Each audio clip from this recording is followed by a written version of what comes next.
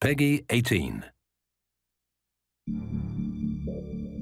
Homefront is a first-person shooter. It's set in the year 2027. One of the main hooks of Homefront is its premise. It's an Occupation USA setting. Homefront's an opportunity for us to tell a story that's near and dear to our hearts, an environment that's very familiar but been warped beyond recognition. It's a story of really survival and adaptation. What it feels like to be part of a resistance fighting for your country, to give the last full measure for something that you really believe in. In a lot of other games, you blow into a place, a slum or something like that, and you kill 100 people, and at the end of the level, you jump into a helicopter and fly away. At the end of our levels, there's no helicopter. You have to stay and live with the things that you did. Bringing 2027 to life in kind of a suburban and rural setting all comes down to picking the things that everybody's extremely familiar with. The buckets are now water collectors. The children's toys are still there, but they might just be repurposed for something else.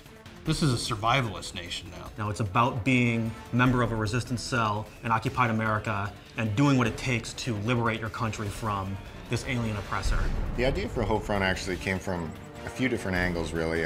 One of them was Red Dawn. I watched that, and that was very inspirational. John Milius is like a great American film creator. Apocalypse Now, Red Dawn, and Conan. He's just the type of guy that has this natural creative ability. He just knows when something's good. And he really brings 30 years of storytelling experience to us. Speculative fiction basically means we are giving the audience what-if situations. What if America was invaded by Korea? What if this happened? And then filling out the answers to that. And that's really where the high premise of Homefront comes from. We said, what if USA was occupied?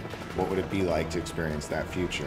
Historically, there are multiple examples of sudden rises and sudden falls. Ancient Greece, Mongolia, Japan. So when you say, how could a mighty power like the USA fall, it's really a combination of elements. It's the decline of the USA due to internal factors and global geopolitical situation.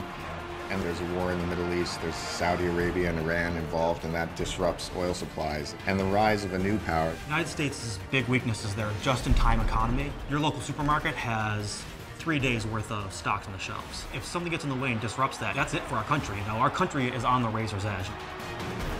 The North Koreans are the perfect enemy. The only North Korean that anybody knows is Kim Jong-il. This morning comes the news of Kim Jong-il's death.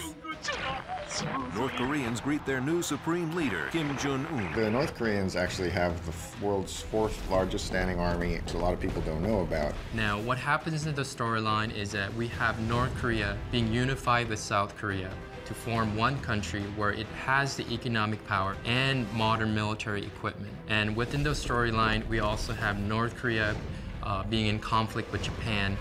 And training on American weapons and getting a lot of modern training and really building up a military from the other countries in the East Asia region.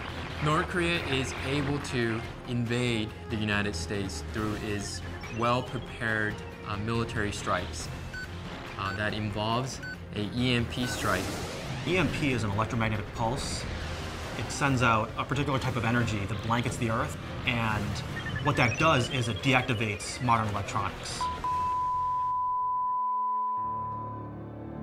You see things that aren't supposed to be happening. This little town main street, and it's got mom and pa shops and bakeries and banks, but there's soldiers and there's barbed wire. And that's kind of the genesis of where this phrase, the familiar has become alien, has come from. We want to show America, but twisted. War in the back suburbs, war in the elementary school playgrounds, baseball fields, high schools.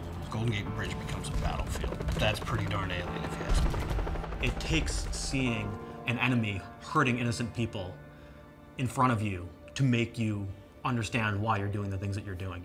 This is your backyard. This is literally Homefront.